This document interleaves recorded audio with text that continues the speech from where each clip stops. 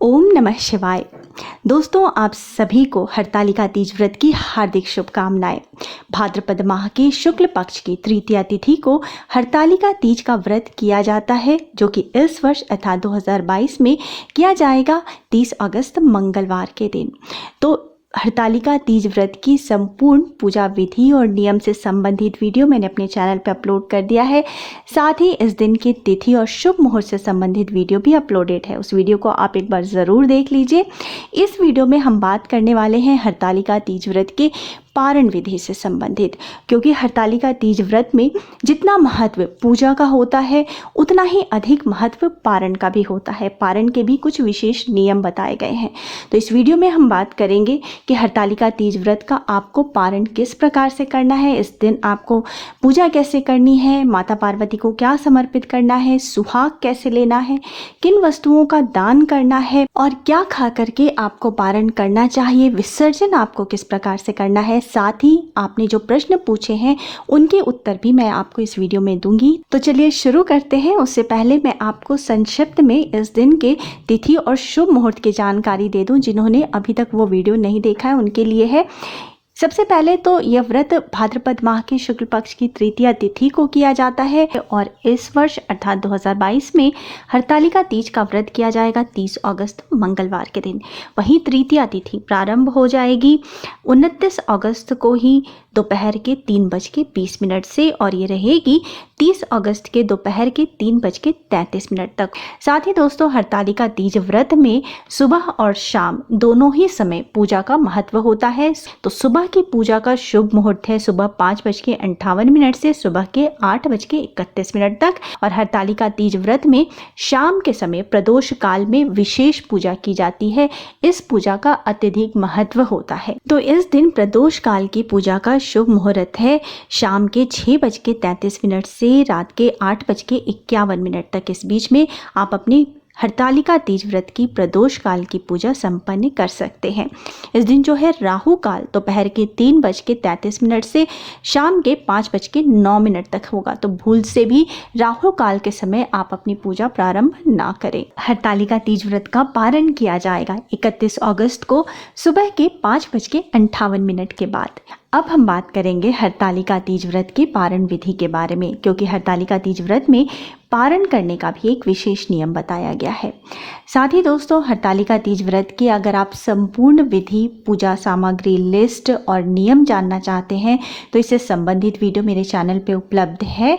इस वीडियो के अंत में भी मैं उसका लिंक दे दूंगी, आप चाहें तो देख सकते हैं। अब दोस्तों, जिस दिन आपका हरतालिका तीज व्रत का पारण है अर्थात व्रत के अगले दिन सुबह सवेरे जल्दी उठें, स्नान आदि नित्य कर्म से निवृत्त होकर साफ स्वच्छ सुंदर वस्त्र धारण करें।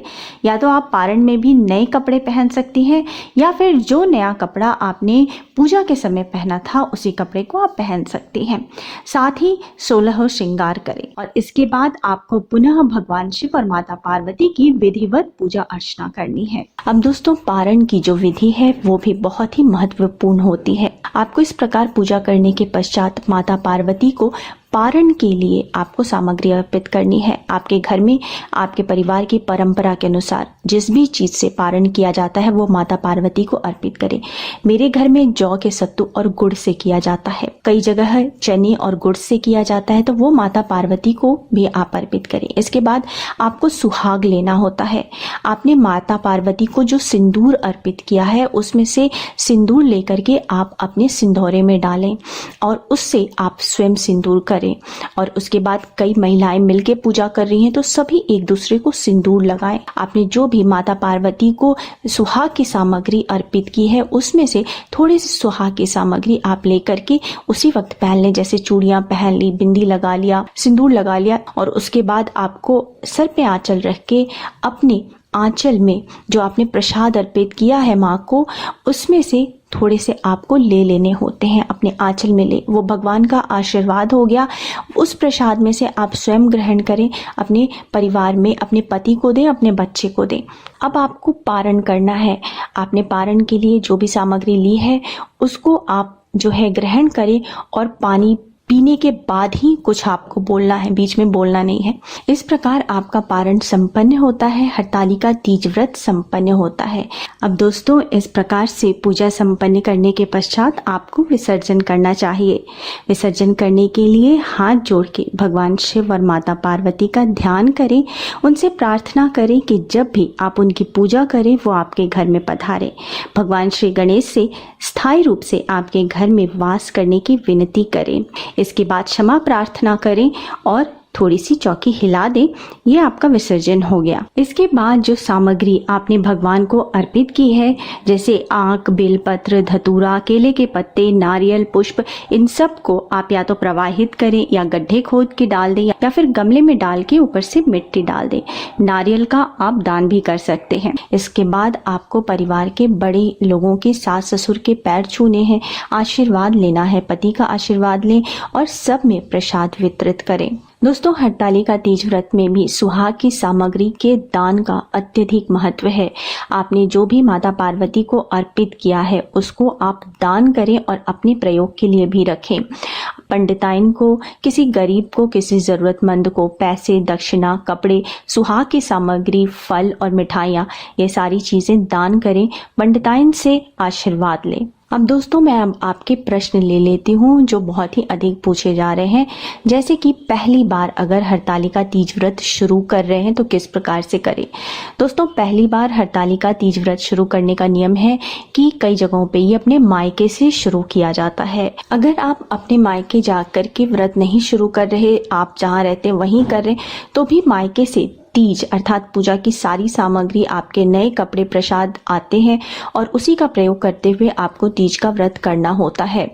तीज व्रत जब आप पहली बार कर रहे हैं उस समय आप संकल्प लें कि आपको ये तीज व्रत आप अपने पति की मंगल कामना के लिए हर साल करेंगी। इस व्रत का उद्यापन नहीं किया जाता। जब तक जीवित रहते हैं व्रत करते हैं। अगर बाद में बीमार हो गए या व्रत नहीं कर पा रहे हैं तो आप इस व्रत को फलाहार करके आप बाद में कर सकती हैं। वैसे तो दोस्तों, यह व्रत निर्जला किया जाता है, परंतु अगर आपको लगता है कि आप निर्जला नहीं कर पाएंगी तो आप शुरू से इसी प्रकार से व्रत का प्रारंभ करें। पानी पीते हुए, शरबत पीते हुए या फिर फल खाते हुए आप इस व्रत को प्रारंभ करें। पहले अपने स्वास्थ्य का ध्यान दें। अब प्रश्न है कि क्या पीरियड में व्रत को शुरू कर सकते हैं। दोस्तों, अगर पहली बार व्रत कर रहे हैं तो पीरियड में व्रत को शुरू ना करें।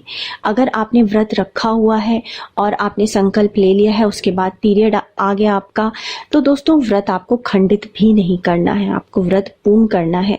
पूजा की सामग्री आपके घर में कोई और महिला हो, उनसे आप जो है भगवान को अर्पित करा दें या फिर पंडित जी से आप पूजा करा दें।